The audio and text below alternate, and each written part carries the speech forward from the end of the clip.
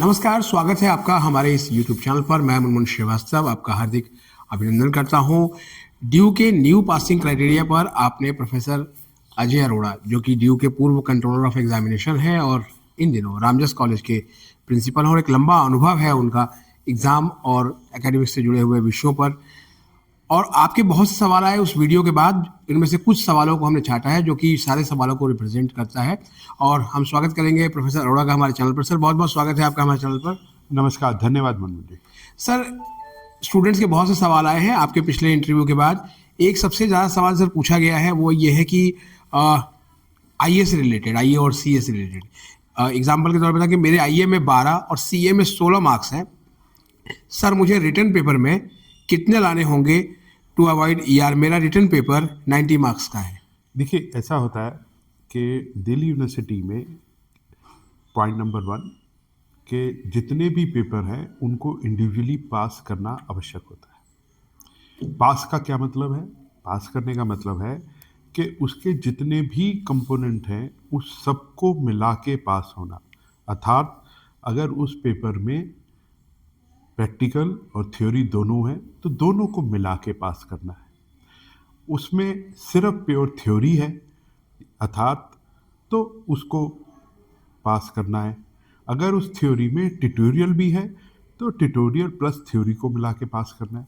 कहीं भी थ्योरी होगी तो उसके अंदर 25% का कंपोनेंट इंटरनल असेसमेंट का है, तो थ्योरी को पास करने का मतलब है उसके अंदर इंटरनल असेसमेंट मिला के पास करना है। ये आपके माध्यम से सब बच्चों को बताऊंगा कि इंडिविजुअली आईए ट्यूटोरियल प्रैक्टिकल को पास करने की आवश्यकता नहीं है। लेकिन कभी कभी बच्चे देखेंगे, पिछले कुछ वर्षों में दिल्ली यूनिवर्सिटी ने जो हमारी मार्कशीट है उसको उसमें काफ़ी बदलाव किए, और जो हमारे वाइस चांसलर हैं उन्होंने उनके डायरेक्शन में एग्जामिनेशन ब्रांच ने उसको काफ़ी ही अलग तरीके से प्रेजेंट किया, पर्टिकुलरली एनईपी आने के बाद।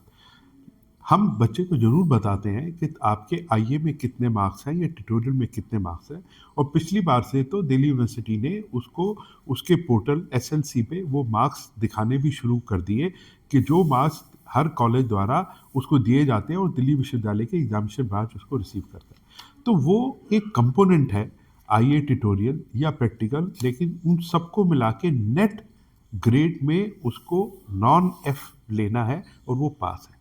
अब आपका जो मूल क्वेश्चन है कि मुझे कितने नंबर देने हैं, दिल्ली यूनिवर्सिटी में ग्रेड जिस नियम के तहत दिए जाते हैं उसको हम ऑर्डिनेंस 9 कहते हैं।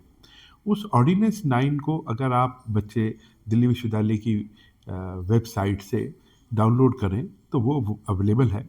ऑर्डिनेंस 9 में ये लिखा है कि हमारा पास परसेंटेज रिलेटिव है। रिलेटिव का क्या मतलब है? मान लीजिए कि हमारे क्वेश्चन पेपर बहुत मुश्किल आया, बहुत कम बच्चों के नंबर ज़्यादा आए और परसेंटेज लो है, तो उसमें हम मार्क्स कम परसेंटेज पे भी पास करते हैं, ये रिलेटिव है। लेकिन अगर पेपर में मार्क्स बहुत ज़्यादा, बच्चों के बहुत ज़्यादा अच्छे आ रहे हैं और लेकिन उसका डिसएडवांटेज हम स्टूडेंट्स को नहीं देते, लेकिन अगर बच्चों के मार्क्स कम आते हैं रिलेटिवली तो उसमें हम बच्चों को रिलेटिवली लोअर मार्क्स पे भी हायर ग्रेड देते हैं। तो इसलिए ये कहना किस मार्क्स पे मैं पास होऊंगा या कौन सा ग्रेड होगा वो अपने आप में बदलता है, और उसके लिए आप सामान्य रूप से स्टैटिस्टिक्स के फार्मूले होते हैं। छोटा सा एग्जांपल मैं आपको दूं, इस एग्जांपल को उससे मत लगाइएगा लेकिन समझने में थोड़ी सी आसानी हो जाएगी। 2 एग्जांपल मैं देता हूं कि मेरे एक पेपर में 50 में से 29.5 मार्क्स आए। जब हमारे 29.5 मार्क्स आते हैं तो उसको हम राउंडिंग करते हैं, 30 करते हैं, यानी 50 में 30, यानी कि मेरी फर्स्ट क्लास बन गई, 60% मार्क्स बन गए। दूसरा कंपोनेंट में भी मेरे 50 में 29.5 मार्क्स हैं, तो मैंने उसको राउंडिंग करके 30 कर दिया, तो मेरे 50 में से 30 प्रैक्टिकल में भी आ गए, यानी कि मेरी फर्स्ट क्लास आ गई। लेकिन जब मैं कंबाइंड देखता हूँ तो मेरे मार्क्स बने 29.5 प्लस 29.5 यानी 59 आउट ऑफ 100, तो मैं शायद फर्स्ट क्लास नहीं बना पाया। ये एक एग्जाम्पल है समझाने का। लेकिन जब हम ग्रेडिंग देते हैं उसमें हम डिस्ट्रीब्यूशन देखते हैं, अर्थात बच्चों के मार्क्स सारे बच्चों के मार्क्स दिल्ली यूनिवर्सिटी में जिन्होंने भी वो पेपर दिया है और जो नंबर ऑफ स्टूडेंट है वो लार्ज है से 30 स्टूडेंट से ज़्यादा, तो हम उसका डिस्ट्रीब्यूशन देखते हैं। एक छोटा सा एग्जांपल और देता हूँ कि एक क्लास में एक बच्चे के 10 मार्क्स हैं, एक के 11 हैं और एक के 9 हैं, एवरेज उसकी भी 10 है। लेकिन एक 3 बच्चों का डिस्ट्रीब्यूशन है, एक बच्चे के मार्क्स 10 हैं और एक बच्चे के मार्क्स 15 हैं और एक के 5 हैं। और अगर मैं इन तीनों की एवरेज भी देखूं तो भी एवरेज 10 जमा 15 जमा 5 डिवाइडेड बाय 3 फिर भी 10 ही आई। तो एवरेज तो तीनों केसेस में, दोनों केसेस में एक जैसी है, 9 10 11 और 5 10 15। लेकिन इसमें जो डिस्ट्रीब्यूशन है लोअर और अपर लिमिट वो बदल जाती है। तो स्टैटिस्टिक्स के फार्मूले हैं जो ऑर्डिनेंस 9 में लिखे हैं और किसी भी स्टूडेंट या किसी भी टीचर से आप ये डिस्ट्रीब्यूशन समझ के आपको समझ आ जाएगी कि मार्क्स में ग्रेडिंग कैसे की जाती है। वो फार्मूला अंडर ऑर्डिनेंस 9 में है। तो ये कहना मेरा कि इतने नंबर से आपका ग्रेड ओ बन जाएगा, इतने ग्रेड से ए बन जाएगा, ए प्लस बन जाएगा, वो कहना शायद बहुत मुश्किल होता है। लेकिन उसके लिए बच्चों को दिल्ली यूनिवर्सिटी का ऑर्डिनेंस 9 देखना चाहिए।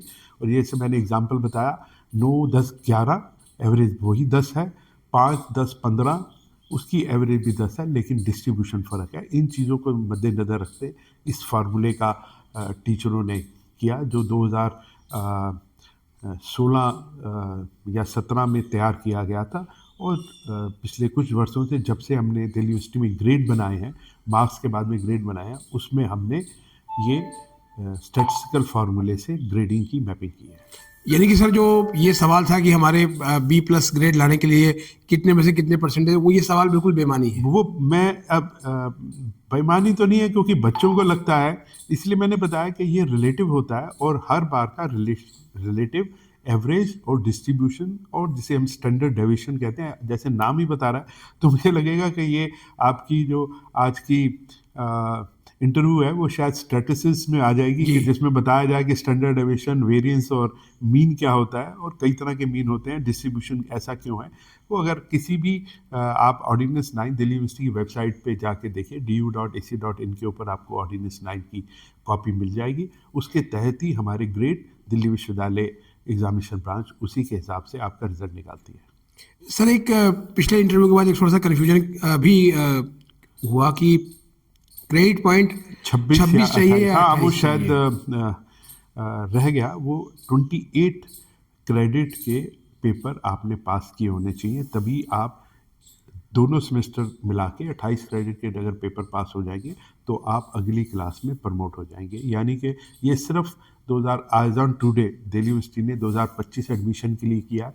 तो जो 24-23 वाले या 22 वाले बच्चे हैं, वो 22 वालों की तो खैर प्रमोशन का कंसेप्ट खत्म हो गया क्योंकि they are already in 4th year.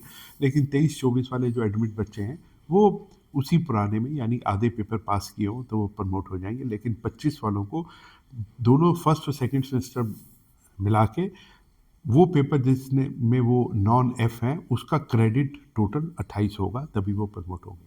Sir कुछ ऐसे सवाल भी हैं कि अगर कोई भी बस फर्स्ट सेमेस्टर में एक सब्जेक्ट में फेल हो ओनली थ्योरी में, तो थर्ड सेमेस्टर में उस पेपर को देना जरूरी है? देखिए, मैं आपके माध्यम से दोबारा एक चीज़ रीइटरेट कर रहा हूँ कि अगर आप अपनी मार्कशीट देखेंगे, हो सकता है कि फर्स्ट सेमेस्टर में क्योंकि बच्चे पहली बार एग्ज़ाम दे रहे हैं तो उन्होंने मार्कशीट ना देखी हो, लेकिन मार्कशीट में आपके जो कॉलम है फाइनल ग्रेड से पहले वो 4 कॉलम है। पहला कॉलम है जिसको हम कहते हैं टी। टी का मतलब है ट्यूटोरियल, टी का मतलब है आपका थ्योरी। उसके बाद टीयू ट्यूटोरियल, पी प्रैक्टिकल, और उसके बाद है नेट ग्रेड। अगर किसी भी पहले 3 कंपोनेंट में अगर आपका एफ बी है और फाइनल जिस नेट ग्रेड नॉन एफ है तो आप उस पेपर में पास हैं। लेकिन अगर आपका नेट ग्रेड एफ आ गया तो उसमें आपकी ई आर है। ठीक है जी, तो आप जिस पेपर में ई आर है उसको आपको पास करना है। अब आपकी फर्स्ट सेमेस्टर में मान लीजिए किसी पेपर में ई आर है, किसी वजह से आप थर्ड सेमेस्टर में वो ई आर नहीं दे पा रहे, लेकिन आपको पास करना ज़रूरी है। जब आप अपनी फाइनल डिग्री या सर्टिफिकेशन या डिप्लोमा यूनिवर्सिटी से मांगेंगे तो हर पेपर में आपको पास होना ज़रूरी है। किसी वजह से आप थर्ड सेमेस्टर में नहीं दे पाए तो फिर आपको फिफ्थ सेमेस्टर में देना ज़रूरी हो जाएगा, अगर आप 3 साल की डिग्री चाहते हैं। लेकिन वो पेपर आपको पास करना पड़ेगा जिसमें आपका नेट ग्रेड F है। लेकिन अगर आपका नेट ग्रेड नॉन F है और ट्यूटोरियल, प्रैक्टिकल या थ्योरी में किसी में एक F ग्रेड है लेकिन कंबाइंड गेट या नेट ग्रेड नॉन F है, तो आपको उस पेपर को रिपीट करने की आवश्यकता नहीं है। जी सर, आज के इस इंटरव्यू का एक लास्ट सवाल है। एक स्टूडेंट है बीएससी माइक्रोबायोलॉजी की, और वो लिखती है कि मैंने ना तो कॉलेज अटेंड किया और ना ही फर्स्ट सेमेस्टर के एग्ज़ाम दिए, अब मेरे लिए क्या विकल्प है? देखिए, ये मैं नॉर्मली आपने देखा होगा कि मेरी चेष्टा रहती है कि मैं एक जो इंडिविजुअल क्वेश्चन के जवाब बहुत मुश्किल हो जाते हैं, क्योंकि इसमें इंडिविजुअल की प्रॉब्लम, इंडिविजुअल ने क्या पढ़ा क्या नहीं पढ़ा। मान लीजिए किसी बच्चे ने पूरे सेमेस्टर में कोई पढ़ाई नहीं की, तो नेचुरली उसने एग्ज़ाम दिया, उसका मतलब बनता ही नहीं क्योंकि बिना पढ़े। तो मेरी तो अगर पर्सनल उसे ओपिनियन होगी, भैया अगर आपने पढ़े ही नहीं है तो आप किसी वजह से सेकंड सेमेस्टर पढ़ते हैं। कई लोग कहेंगे फर्स्ट पढ़ा नहीं, तुम सेकंड ले लो, लेकिन कई बार आप सेकंड सेमेस्टर में वो पेपर पढ़ते हैं जिसके लिए आपने फर्स्ट सेमेस्टर में कुछ पेपर पढ़ा हो। अगर वो पढ़ा नहीं है, सेकंड सेमेस्टर में उसको वो चीज़ें समझ नहीं आएगी, तो वो अपने आप में एकेडमिकली थोड़ा सा बहुत अच्छा डिसीजन नहीं होगा।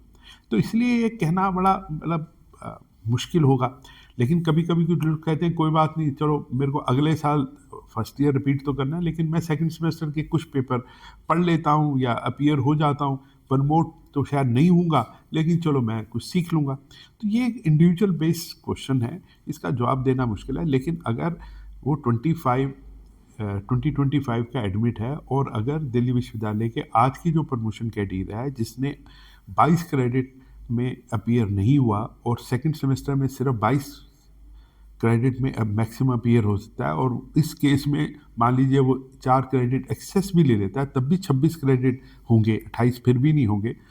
और क्रेडिट्स की वजह से प्रमोट हो या ना हो, लेकिन एकेडमिकली अगर उसने फर्स्ट सेमेस्टर नहीं पढ़ा तो कभी कभी सेकंड सेमेस्टर में बहुत सारे पेपर ऐसे होते हैं, और शायद साइंस में तो नॉर्मली इस तरह के होते हैं कि जो उन्होंने फर्स्ट सेमेस्टर में पढ़े उसकी आवश्यकता सेकंड ईयर में होती है। हाँ, सेक वैक और एसी इंडिपेंडेंट होते हैं, लेकिन कभी कभी उसकी रिक्वायरमेंट होती है। तो ये सब्जेक्ट बेस्ड क्वेश्चन है, तो कृपया करके जो आपके टीचर कंसर्न है उनसे डिस्कस करके ही ये डिसीजन लीजिए कि आपको सेकंड सेमेस्टर पढ़ना है जब तक कि आपने फर्स्ट सेमेस्टर नहीं पढ़ा। जी, बहुत बहुत धन्यवाद सर, विद्यार्थियों के सवालों के जवाब देने के लिए। कुछ और सवालों के साथ हम फिर आपके पास हाजिर होंगे। बहुत बहुत नमस्कार, धन्यवाद। धन्यवाद।